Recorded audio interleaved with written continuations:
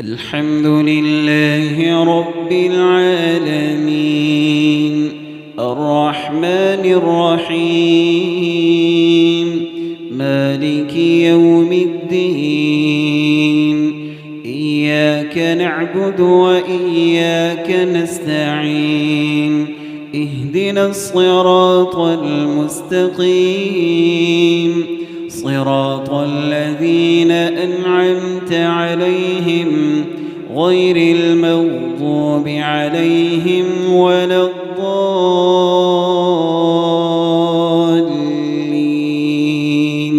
آمين.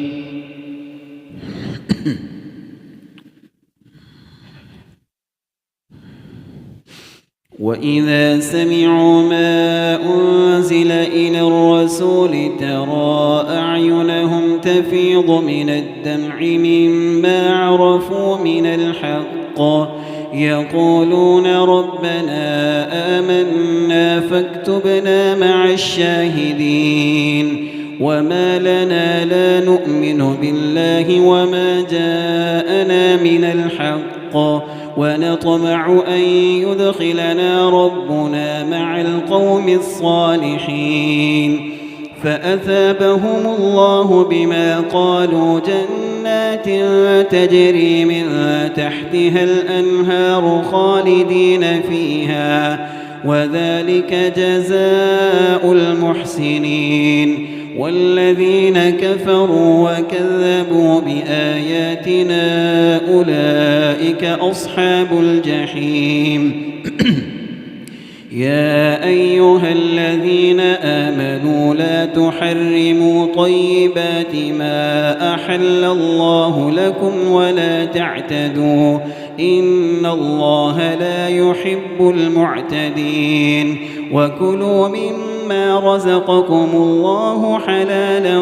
طيبا واتقوا الله الذي أنتم به مؤمنون. لا يؤاخذكم الله باللغو في أيمانكم ولكن يؤاخذكم بما عقدتم الأيمان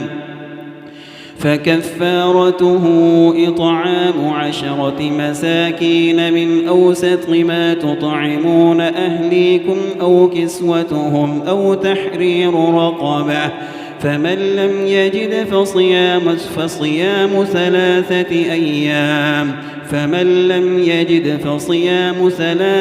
أيام ذلك كفارة أيمانكم إذا حلفتم واحفظوا أيمانكم كذلك يبين الله لكم آياته لعلكم تشكرون. يا أيها الذين آمنوا إنما الخمر والميسر والأنصاب والأزلام رجس من عمل الشيطان فاجتنبوه لعلكم تفلحون. إنما يريد الشيطان أن يوقع بينكم العداوة والبغضاء في الخمر والميسر ويصدكم عن ذكر الله وعن الصلاة فهل أنتم منتهون. وأطيعوا الله وأطيعوا الرسول واحذروا فإن توليتم فاعلموا أنما على رسولنا البلاغ المبين. ليس على الذين آمنوا وعملوا الصالحات جناح فيما طعموا إذا ما اتقوا وآمنوا وعملوا الصالحات ثم اتقوا وآمنوا ثم اتقوا وأحسنوا والله يحب المحسنين. يا أيها الذين آمنوا ليبلونكم الله بشيء من الصيد تناله أيديكم ورماحكم ليعلم الله من يخافه بالغيب فمن اعتدى بعد ذلك فله عذاب أليم. يا أيها الذين آمنوا لا تقتلوا الصيد وأنتم حرم ومن قتله منكم متعمدا فجزاء مثل ما قتل من النعم يحكم به ذوى عدل منكم هديا بالغ الكعبة أو كفارة طعام مساكين أو عدل ذلك صياما ليذوق وبال أمره عفى الله عما سلف ومن عاد فينتقم الله منه والله عزيز ذو انتقام. أحل لكم صيد البحر وطعامه متاعا لكم وللسيارة وحرم عليكم صيد البر ما دمتم حرما واتقوا الله الذي إليه تحشرون. جعل الله الكعبة البيت الحرام قياما للناس والشهر الحرام والهدي والقلائد ذلك لتعلموا أن الله يعلم ما في السماوات وما في الأرض وأن الله بكل شيء عليم. اعلموا أن الله شديد العقاب وأن الله غفور رحيم. ما على الرسول إلا البلاغ والله يعلم ما تبدون وما تكتمون. قل لا يستوي الخبيث والطيب ولو أعجبك كثرة الخبيث فاتقوا الله يا أولي الألباب لعلكم تفلحون. يا أيها الذين آمنوا لا تسألوا عن أشياء إن تبد لكم تسؤكم وإن تسألوا عنها حين ينزل القرآن تبد لكم عفى الله عنها والله غفور حليم. قد سألها قوم من قبلكم ثم أصبحوا بها كافرين. ما جعل الله من بحيرة ولا سائبة ولا وصيلة ولا حام ولكن الذين كفروا يفترون على الله الكذب وأكثرهم لا يعقلون. وإذا قيل لهم تعالوا إلى ما أنزل الله وإلى الرسول قالوا حسبنا ما وجدنا عليه آباءنا أولو كان آباؤهم لا يعلمون شيئا ولا يهتدون. يا أيها الذين آمنوا عليكم أنفسكم لا يضركم من ضل إذا اهتديتم إلى الله مرجعكم جميعا فينبئكم بما كنتم تعملون. يا أيها الذين آمنوا شهادة بينكم إذا حضر أحدكم الموت حين الوصية اثنان ذوى عدل منكم أو آخران من غيركم إن أنتم ضربتم في الأرض فأصابتكم مصيبة الموت تحبسونهما من بعد الصلاة فيقسمان بالله إن ارتبتم لا نشتري به ثمنا ولو كان ذا قربى ولا نكتم شهادة الله إنا إذا لمن الآثمين. فإن عثر على أنهما استحقا إثما فآخران يقومان من الذين استحق عليهم الأوليان فيقسمان بالله لشهادتنا أحق من شهادتهما وما اعتدينا إنا إذا لمن الظالمين. ذلك أدنى أن يأتوا بالشهادة على وجهها أو يخافوا أن ترد أيمان بعد أيمانهم واتقوا الله واسمعوا والله لا يهدي القوم الفاسقين. يوم يجمع الله الرسل فيقول ماذا أجبتم قالوا لا علم لنا إنك أنت علام الغيوب إذ قال الله يا عيسى ابن مريم اذكر نعمتي عليك وعلى والدتك إذ أيدتك بروح القدس تكلم الناس في المهد وكهلا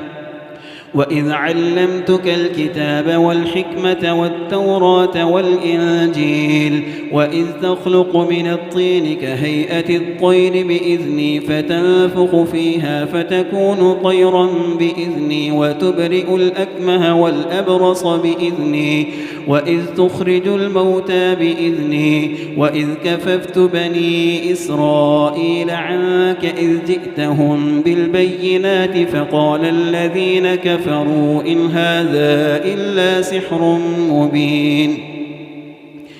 وإذ كففت بني إسرائيل عنك إذ جئتهم بالبينات فقال الذين كفروا إن هذا إلا سحر مبين وإذ أوحيت إلى الحواريين أن آمنوا بي وبرسولي قالوا آمنا واشهد بأننا مسلمون إذ قال الحواريون يا عيسى ابن مريم هل يستطيع ربك أن ينزل علينا مائدة من السماء قال اتقوا الله إن كنتم مؤمنين قالوا نريد أن نأكل منها وتطمئن قلوبنا ونعلم أن قد صدقتنا ونكون عليها من الشاهدين قال عيسى ابن مريم اللهم ربنا أنزل علينا مائدة من السماء تكون لنا عيدا لأولنا وآخرنا وآية منك وارزقنا وأنت خير الرازقين قال الله إني منزلها عليكم فمن يكفر بعد منكم فإني أعذبه عذابا لا أعذبه أحدا من العالمين وإذ قال الله يا عيسى ابن مريم أأنت قلت للناس اتخذوني وأمي إلهين من دون الله قال سبحانك ما يكون لي أن أقول ما ليس لي بحق إن كنت قلته فقد علمته تعلم ما في نفسي ولا أعلم ما في نفسك إنك أنت علام الغيوب ما قلت لهم إلا ما أمرتني به أن اعبدوا الله ربي وربكم وكنت عليهم شهيدا ما دمت فيهم فلما توفيتني كنت أنت الرقيب عليهم وأنت على كل شيء شهيد إن تعذبهم فإنهم عبادك وإن تغفر لهم فإنك أنت العزيز الحكيم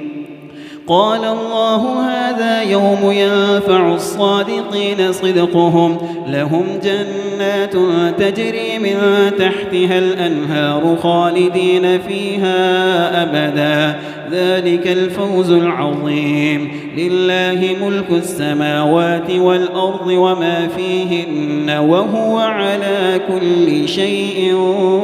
قدير بسم الله الرحمن الرحيم الحمد لله الذي خلق السماوات والأرض وجعل الظلمات والنور ثم الذين كفروا بربهم يعدلون هو الذي خلقكم من طين ثم قضى أجلا وأجل مسمى عنده ثم أنتم تمترون وهو الله في السماوات وفي الأرض يعلم سركم وجهركم ويعلم ما تكسبون وما تأتيهم من آية من آيات ربهم إلا كانوا عنها معرضين فقد كذبوا بالحق لما جاءهم فسوف يأتيهم أنباء ما كانوا به يستهزئون ألم يروا كم أهلكنا من قبلهم من قرن مكناهم في الأرض ما لم نمكن لكم وأرسلنا السماء عليهم مدرارا وجعلنا الأنهار تجري من تحتهم فأهلكناهم بذنوبهم وأنشأنا من بعدهم قرنا آخرين ولو نزلنا عليك كتابا في قرطاس فلمسوه بأيديهم لقال الذين كفروا إن هذا إلا سحر مبين وقالوا لولا أنزل عليه ملك ولو أنزلنا ملكا لقضي الأمر ثم لا ينظرون ولو جعلناه ملكا لجعلناه رجلا وللبسنا عليهم ما يلبسون ولقد استهزئ برسل من قبلك فحاق بالذين سخروا منهم ما كانوا به يستهزئون قل سيروا في الأرض ثم انظروا كيف كان عاقبة المكذبين قل لمن ما في السماوات والأرض قل لله كتب على نفسه الرحمة ليجمعنكم إلى يوم القيامة لا ريب فيه الذين خسروا أنفسهم فهم لا يؤمنون وله ما سكن في الليل والنهار وهو السميع العليم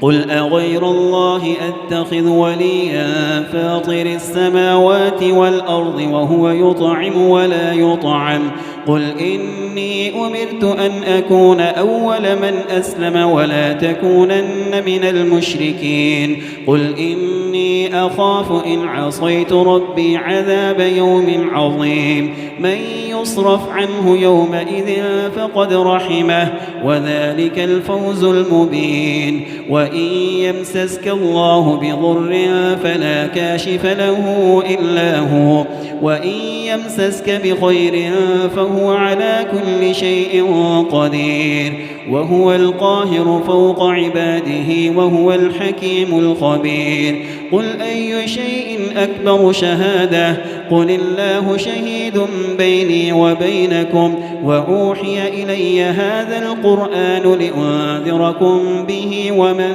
بلغ أئنكم لتشهدون أن مع الله آلهة أخرى قل لا أشهد قل إنما هو إله واحد وإنني بريء مما تشركون الذين آتيناهم الكتاب يعرفونه كما يعرفون أبناءهم الذين خسروا أنفسهم فهم لا يؤمنون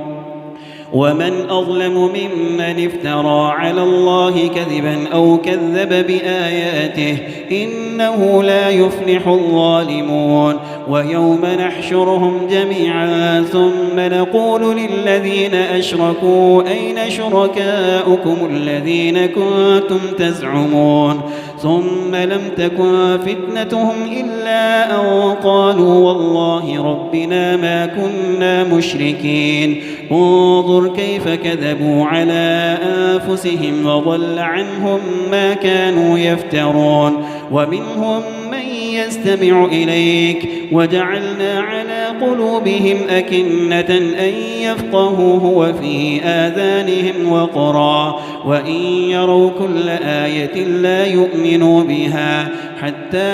إذا جاءوك يجادلونك يقول الذين كفروا إن هذا إلا أساطير الأولين وهم ينهون عنه وينأون عنه وإن يهلكون إلا أنفسهم وما يشعرون ولو ترى إذ وقفوا على النار فقالوا يا ليتنا نرد ولا نكذب بآيات ربنا ونكون من المؤمنين بل بدا لهم ما كانوا يخفون من قبل ولو ردوا لعادوا لما نهوا عنه وإنهم لكاذبون وقالوا إن هي إلا حياتنا الدنيا وما نحن بمبعوثين ولو ترى إذ وقفوا على ربهم قال أليس هذا بالحق حقا؟ قالوا بلى وربنا. قال فذوقوا العذاب بما كنتم تكفرون. قد خسر الذين كذبوا بلقاء الله حتى إذا جاءتهم الساعة بغتة قالوا يا حسرتنا على ما فرطنا فيها وهم يحملون أوزارهم على ظهورهم ألا ساء ما يزرون. وما الحياة الدنيا إلا لعب ولهو وللدار الآخرة خير للذين يتقون أفلا تعقلون. قد نعلم إنه ليحزنك الذي يقولون فإنهم لا يكذبونك ولكن الظالمين بآيات الله يجحدون. ولقد كذبت رسل من قبلك فصبروا على ما كذبوا وأوذوا حتى أتاهم نصرنا ولا مبدل لكلمات الله ولقد جاءك من نبأ المرسلين. وإن كان كبر عليك إعراضهم فإن استطعت أن تبتغي نفقا في الأرض أو سلما في السماء فتأتيهم بآية ولو شاء الله لجمعهم على الهدى فلا تكونن من الجاهلين. إنما يستجيب الذين يسمعون والموتى يبعثهم الله ثم إليه يرجعون. وقالوا لولا نزل عليه آية من ربه قل إن الله قادر على أن ينزل آية ولكن أكثرهم لا يعلمون. وما من دابة في الأرض ولا طائر يطير بجناحيه إلا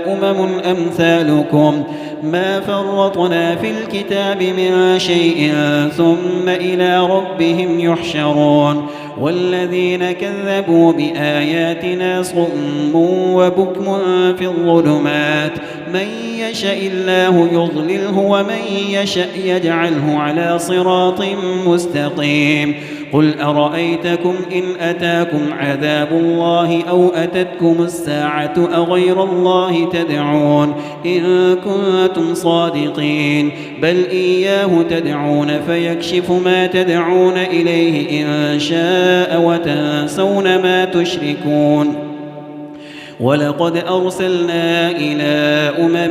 من قبلك فأخذناهم بالبأساء والضراء لعلهم يتضرعون فلولا إذ جاءهم بأسنا تضرعوا ولكن قست قلوبهم وزين لهم الشيطان ما كانوا يعملون فلما نسوا ما ذكروا به فتحنا عليهم أبواب كل شيء حتى إذا فرحوا بما أوتوا أخذناهم بغتة فإذا هم مبلسون فقطع دابر القوم الذين ظلموا والحمد لله رب العالمين. قل أرأيتم إن أخذ الله سمعكم وأبصاركم وختم على قلوبكم من إله غير الله يأتيكم به انظر كيف نصرف الآيات ثم هم يصدفون. قل أرأيتكم إن أتاكم عذاب الله بغتة أو جهرة هل يهلك إلا القوم الظالمون. وما نرسل المرسلين إلا مبشرين ومنذرين فمن آمن وأصلح فلا خوف عليهم ولا هم يحزنون. والذين كذبوا بآياتنا يمسهم العذاب بما كانوا يفسقون. قل لا أقول لكم عندي خزائن الله ولا أعلم الغيب ولا أقول لكم إني ملك إن أتبع إلا ما يوحى إلي قل هل يستوي الأعمى والبصير أفلا تتفكرون. وأنذر به الذين يخافون أن يحشروا إلى ربهم ليس لهم من دونه ولي ولا شفيع لعلهم يتقون. ولا تطرد الذين يدعون ربهم بالغداة والعشي يريدون وجهه ما عليك من حسابهم من شيء وما من حسابك عليهم من شيء فتطردهم فتكون من الظالمين وكذلك فتنا بعضهم ببعض ليقولوا أهؤلاء من الله عليهم من بيننا أليس الله بأعلم بالشاكرين وإذا جاءك الذين يؤمنون بآياتنا فقل سلام عليكم كتب ربكم على نفسه الرحمة أنه من عمل منكم سوءا بجهالة ثم تاب من بعده وأصلح فأنه غفور رحيم وكذلك نفصل الآيات ولتستبين سبيل المجرمين قل إني نهيت أن أعبد الذين تدعون من دون الله قل لا أتبع أهواءكم قد ضللت إذا وما أنا من المهتدين قل إني على بينة من ربي وكذبتم به ما عندي ما تستعجلون به إن الحكم إلا لله يقص الحق وهو خير الفاصلين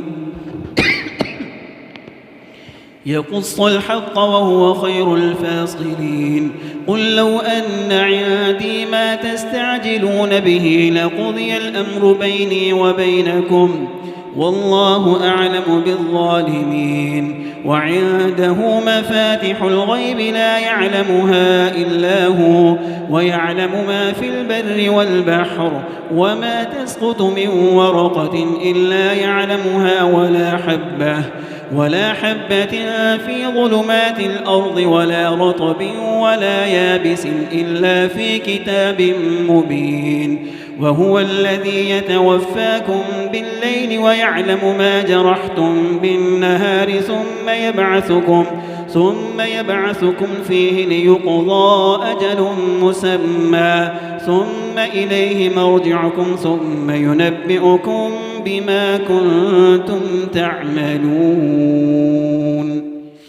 وهو القاهر فوق عباده ويرسل عليكم حفظه حتى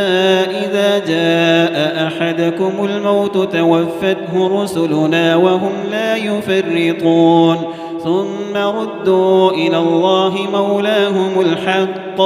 ألا له الحكم وهو أسرع الحاسبين قل من ينجيكم من ظلمات البر والبحر تدعونه تضرعا وخفية لئن أنجانا من هذه لنكونن من الشاكرين قل الله ينجيكم منها ومن كل كرب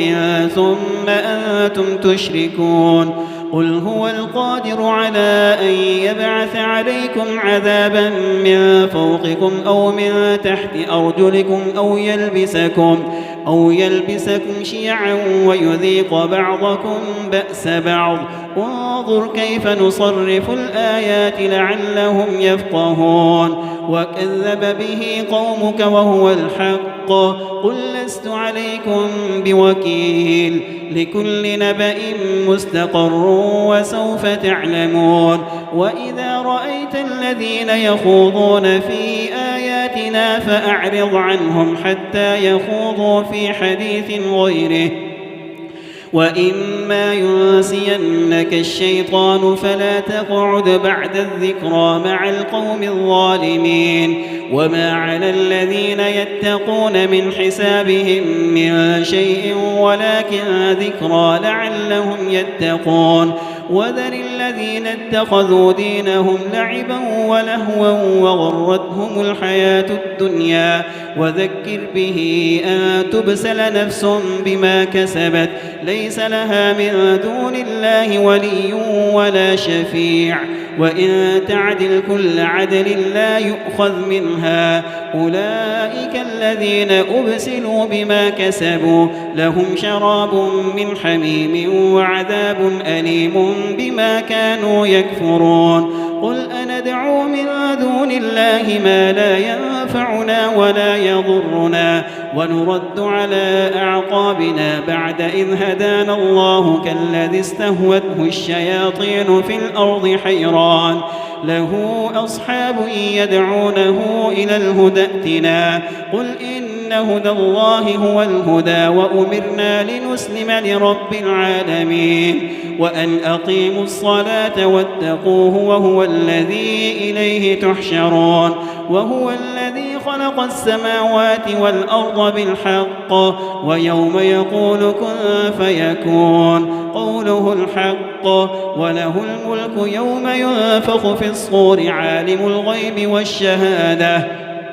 وهو الحكيم الخبير وإذ قال إبراهيم لأبيه آزر أتتخذ أصناما آلهة إني أراك وقومك في ضلال مبين وكذلك نري إبراهيم ملكوت السماوات والأرض وليكون من الموقنين فلما جن عليه الليل رأى كوكبا قال هذا ربي فلما أفل قال لا أحب الآفلين فلما رأى القمر بازغا قال هذا ربي فلما أفل قال لئن لم يهدني ربي لأكونن من القوم الضالين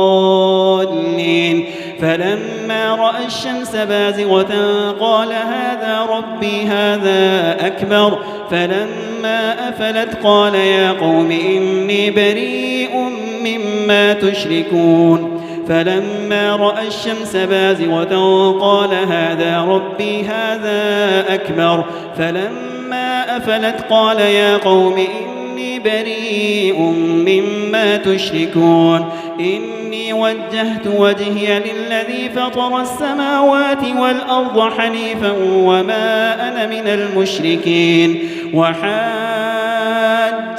قومه قال أتحاجوني في الله وقد هدان ولا أخاف ما تشركون به إلا أن يشاء ربي شيئا وسع ربي كل شيء علما أفلا تتذكرون وكيف أخاف ما أشركتم ولا تخافون أنكم أشركتم بالله ما لم ينزل به عليكم سلطانا فأي الفريقين أحق بالأمن إن كنتم تعلمون الذين آمنوا ولم يلبسوا إيمانهم بظلم أولئك لهم الأمن وهم مهتدون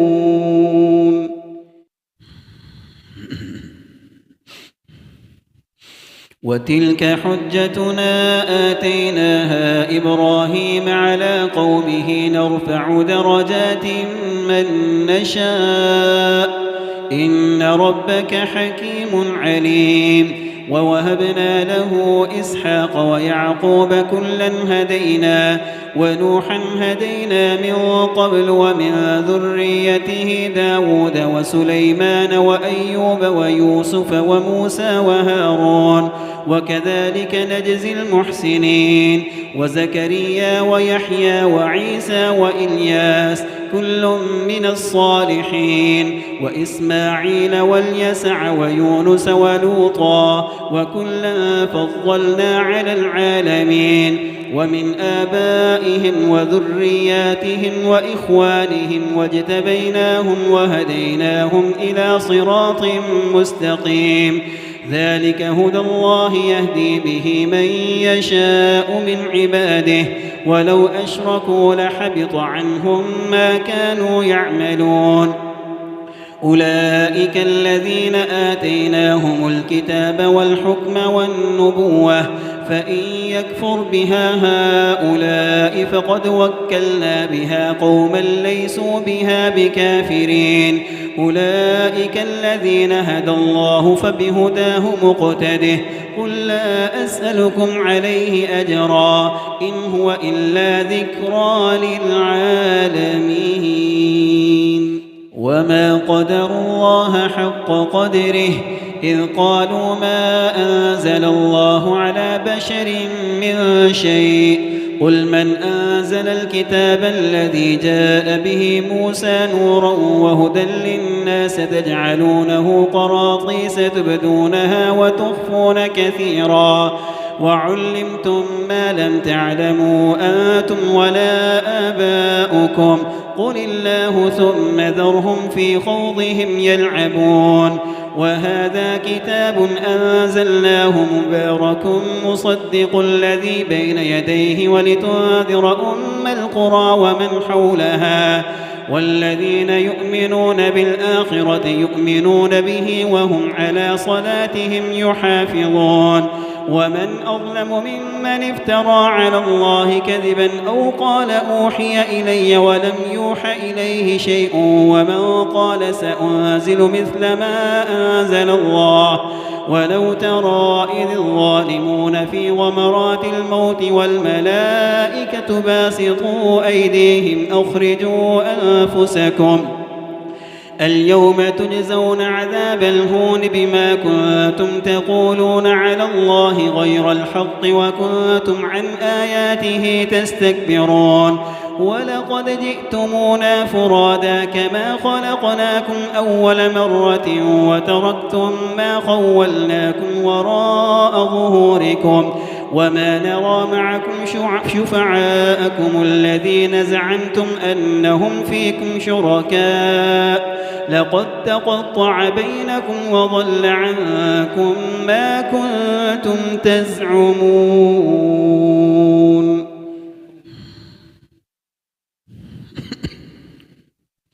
إن الله فالق الحب والنوى يخرج الحي من الميت ومخرج الميت من الحي ذلكم الله فأنى تؤفكون فالق الإصباح وجعل الليل سكنا والشمس والقمر حسبانا ذلك تقدير العزيز العليم وهو الذي جعل لكم النجوم لتهتدوا بها في ظلمات البر والبحر قد فصلنا الآيات لقوم يعلمون وهو الذي أنشأكم من نفس واحدة فمستقر ومستودع قد فصلنا الآيات لقوم يفقهون وهو الذي أنزل من السماء ماء فأخرجنا به نبات كل شيء فأخرجنا منه خضرا نخرج منه حبا متراكبا ومن النخل من طلعها قنوان دانية وجنات من أعناب والزيتون والرمان مشتبها وغير متشابه انظروا إلى ثمره إذا أثمر وينعه إن في ذلكم لآيات لقوم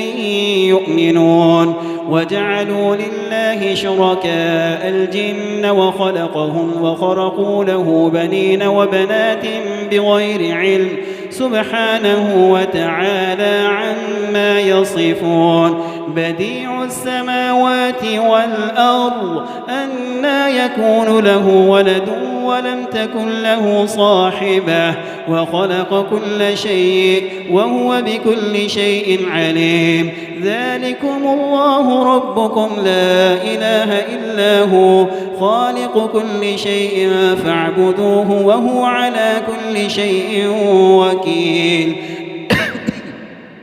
لا تدركه الأبصار وهو يدرك الأبصار وهو اللطيف الخبير قد جاءكم بصائر من ربكم فمن أبصر فلنفسه ومن عمي فعليها وما أنا عليكم بحفيظ وكذلك نصرف الآيات وليقولوا درست ولنبينه لقوم يعلمون اتبع ما أوحي إليك من ربك لا إله إلا هو وأعرض عن المشركين